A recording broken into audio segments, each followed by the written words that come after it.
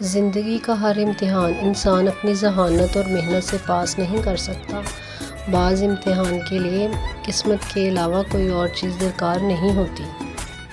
کچھ لوگ خطوں کی طرح ہوتے ہیں جنہیں بار بار پڑھ کر بھی دل نہیں بھرتا۔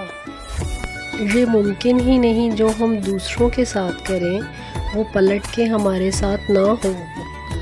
دنیا راضی ہو نہیں سکتی، بندہ مکدا مکدا مک جاندا۔ جو انسان پہلے سے ٹوٹا ہوا ہو پھر اسے اس بات سے فرق نہیں پڑتا کہ سامنے والا اسے مزید کتنا توڑے گا۔